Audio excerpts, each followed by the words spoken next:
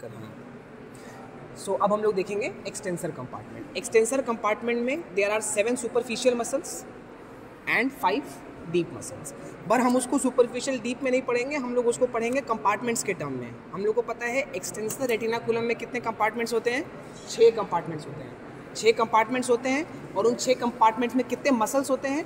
9 muscles होते हैं।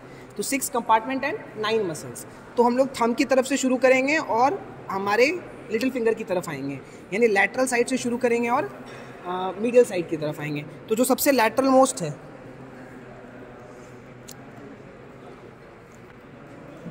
ये दोनों, ठीक है, ये दोनों हमारे प्रेजेंट होंगे पहले कंपार्टमेंट में। पहले कंपार्टमेंट में we have 2 muscles and these 2 muscles are of the anatomical snuff box. तो कौन सा है? This one is abductor pollicis longus and this one is extensor pollicis brevis. ठीक, so this is abductor pollicis longus and this is extensor pollicis brevis. तो ये 2 muscle हो गए anatomical snuff box के, जो हमारे किस कंपार्टमेंट में प्रेजेंट है? फर्स्ट कंपार्टमेंट में। अब साथ ही साथ एनाटॉमिकल स्नफ बॉक्स की हम लोग तीसरी मसल देख लेते हैं। ये तीसरी मसल जो है that will be present in the third compartment. So this is the third muscle of the anatomical snuff box which is called as extensor pollicis longus and that will be present in the third compartment. So we have seen the boundaries of the anatomical snuff box. The lateral boundary is formed by abductor pollicis longus and extensor pollicis brevis, both of which are present in which compartment? First compartment. In the third compartment we have extensor pollicis longus. अब आते हैं second compartment में। second compartment में 2 muscles होंगी, ECRL ECRB, extensor कार्पाई radialis longus, extensor कार्पाई radialis Brevis. ये है extensor कार्पाई radialis longus और ये जो है ये है एक्सटेंसर कार्पाई रेडियालिस ब्रेविस।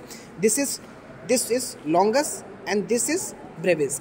नाम से पता चल रहा है लॉन्गस, यानी this one is a long muscle and this one is a short muscle. Extensor कार्पाई radialis longus, extensor कार्पाई radialis Brevis. Extensor कार्पाई radialis longus inserts on the second metacarpal bone. Extensor carpi radialis brevis inserts on the third metacarpal bone. And these two are present in which compartment? Second compartment. Second compartment. Now let us move to the fourth compartment. In the fourth compartment, we have 2 muscles. Those 2 muscles are extensor digitorum and extensor indicis. So this is extensor digitorum. दिख रहा है कि ये चारों digits में अपने tendencies दे रही है, ठीक है। और अगला कौन सा है? एक्सटेंसर इंडाइसिस, जो इंडेक्स फिंगर की तरफ जाएगी। सो दिस इज एक्सटेंसर इंडाइसिस। कैसे कंफर्म करेंगे? If I move this the index finger moves. So this is extensor, this one is extensor digitorum and this one is extensor indicis. Also in the fourth compartment there is an artery which is called as the anterior introitious artery, जो trace नहीं हो पाएगी यहाँ पे। And anterior introitious artery is a branch of ulnar artery.